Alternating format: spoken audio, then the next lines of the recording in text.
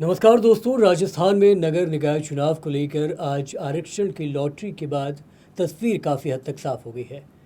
Mayor से लेकर नगर पालिका और फिर नगर परिषद के अध्यक्ष पदों तक आरक्षण तय होने के साथ ही अब चुनावी दावेदारों की धड़कनें भी तेज हो गई हैं। सबसे पहले बात करते हैं राजस्थान के 10 नगर निगमों में मेयर पद के आरक्षण की। लॉटरी के मुताबिक 10 में से 6 नगर निगमों में मेयर पद महिलाओं के लिए आरक्षित किया गया है। इसी के साथ इनमें कोटा नगर निगम का मेयर पद ओबीसी महिला के लिए आरक्षित हुआ है और वहीं अजमेर, भरतपुर, पाली, अलवर और भीलवाड़ा नगर निगम में मेयर पद पर सामान्य महिला के लिए आरक्षित किया गया है। जबकि दोस्तों जयपुर, जोधपुर, उदयपुर और बीकानेर नगर निगम में मेयर पद सामान्य यानी कि ओपन रखा गया है। यानी इस बार नगर निगम चुनाव में महिला नेतृत्व की मजबूत तस्वीर सामने आई है। 6 निगमों में महिला आरक्षण के चलते अब राजनीतिक दलों को नए महिलाओं की चेहरों की तलाश होगी। अब बात करते हैं ओबीसी आरक्षण की। प्रदेश के 7 संभागों में ओबीसी आरक्षण की तस्वीर सामने आ चुकी है। उपलब्ध आंकड़ों के मुताबिक करीब 60 सीटें ओबीसी वर्ग के लिए आरक्षित हुई हैं, जिनमें करीब 20 सीटें ओबीसी महिला के लिए हैं।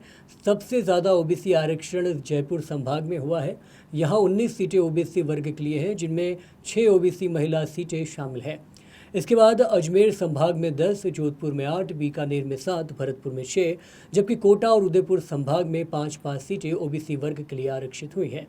महिला आरक्षण की बात करें दोस्तों तो जयपुर में 6, अजमेर में और जोधपुर में 3-3, जबकि भरतपुर, बीकानेर और कोटा में 2-2 ओबीसी महिला सीटें सामने आई हैं। यानी कि ओबीसी आरक्षण में जयपुर संभाग सबसे आगे रहा है और अब इन सीटों पर टिकट की दौड़ तेज होना तय मानी जा रही है।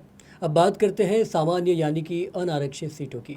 दोस्तों प्रदेश में कुल 309 नगर निकायों में उपलब्ध आंकड़ों के मुताबिक 60 पद ओबीसी, 50 पद एससी, 11 पद एसटी वर्ग के लिए आरक्षित किए गए हैं। इसके बाद 188 पद अनारक्षित रहेंगे। इन अनारक्षित सीटों पर किसी भी वर्ग के उम्मीदवार चुनाव लड़ सकेंगे।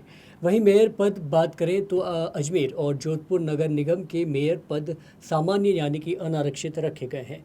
ऐसे में इन दोनों शहरों में मेयर पद के लिए दावेदार की सक्रियता बढ़ने की पूरी संभावना फिलहाल के तौर पे जताई जा रही है।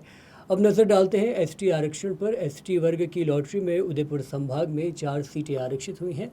इनमें वल्लभनगर, मावली, बांसवाड़ा और अरनोद शामिल है। वल्लभनगर सीट एसटी महिला के लिए आरक्षित हुई है। वहीं जयपुर संभाग में 6 सीटें एसटी के लिए आरक्षित हुई है। इनमें लावण और वाटिका एसटी महिला सीटें हैं। भरतपुर संभाग में बामनवास को एसटी सीट के लिए रूप में चुना गया है। एसटी आरक्षण के बाद इन क्षेत्रों में भी चुनावी समीकरण बदल गए हैं और अब राजनीतिक दलों को नए सिरे से संभावित उम्मीदवारों के नाम का जो ये मंथन है वो अब शुरू करना पड़ेगा। अब बात करते हैं एससी आरक्षण की। अजमेर संभाग में 8 सीटें एससी वर्ग के लिए आरक्षित हुई हैं, जिनमें बोरावड़, पुष्कर, टटोरी, दूनी, मेड़ता रोड और देवली पिपलू समेत कई सीटें शामिल हैं। इनमें मेड़ता रोड, दूनी और बोरावड़ एससी महिला सीटें हैं। भरतपुर संभाग में 9 सीटें एससी के लिए आरक्षित हुई हैं। इनमें टोडा भीम, सपोट्रा और सुरेठा एससी महिला सीट है। जयपुर संभाग में 13 सीटें एससी वर्ग के लिए आरक्षित हुई हैं। इनमें बस्सी, बड़ौदा मेव, कठुमर और भांडारेज एससी महिला सीटें हैं। जोधपुर संभाग में 10 सीटें एससी वर्ग के लिए आरक्षित हुई हैं। इनमें मथानिया, बाप और धोरीमन्ना एससी महिला सीटें हैं।